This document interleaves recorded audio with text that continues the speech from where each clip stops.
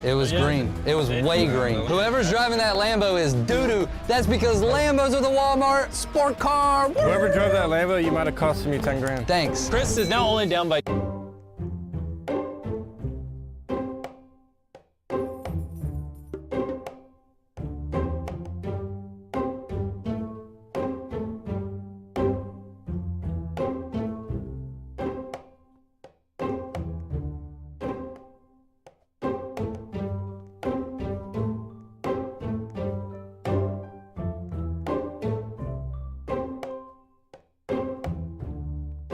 It was a curveball, and I curved, and I smacked it out of the park. I'm trying to rig it because I hate you.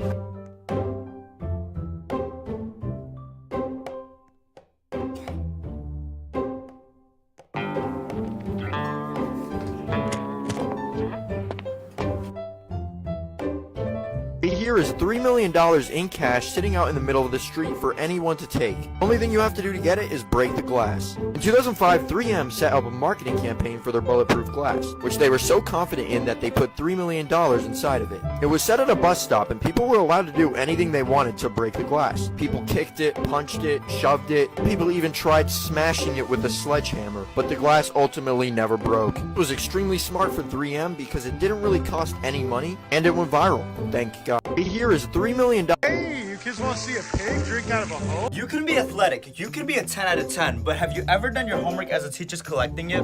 This should be considered a sport because this one time in math class, the teacher was checking the homework and I forgot to do it. So I started freaking out and scribbled random numbers. And when she got to my desk, she just skimmed it and gave me a big old check. She did not even make sure if my answers were right. So what did I do the next day? Same old thing. Scribbling random numbers and getting another check. Check. Dude, I just find the key to life. It came to a point where I was timing myself. 30 seconds, a new record. Check.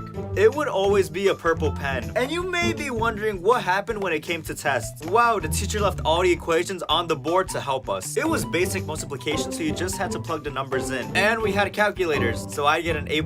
Man, this class is something else. You can be athletic. You can be a 10 out of 10. Seeing your friend's torso stuck in a wall should be enough to let you know that the backrooms have a mind of their own.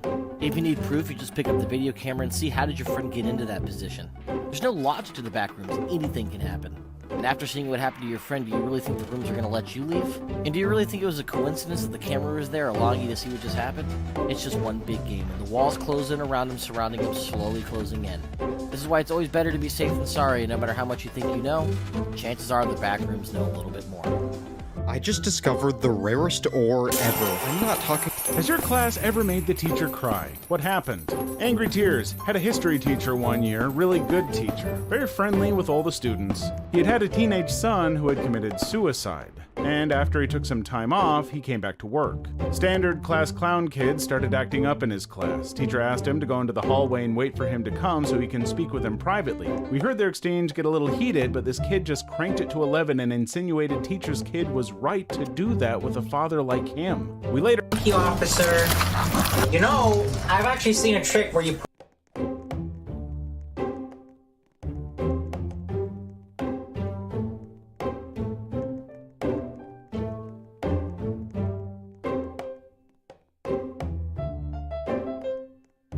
This is objectively a bad idea, delivering mail by having teenagers jump off a moving boat, run down a dock, put the letters in the mailbox, then leap back onto the moving boat before it leaves them behind. It's ridiculous and not entirely safe. And if someone suggested it as a new thing now in the 21st century, it would never be allowed.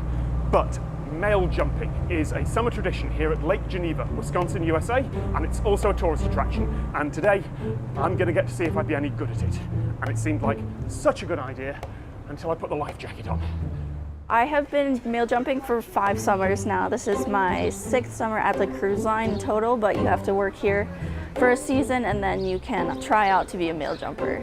Now when this started back in 1916, there was about 60 houses on the entire lake, and that was the only way they could get mail. We deliver to about that same number today,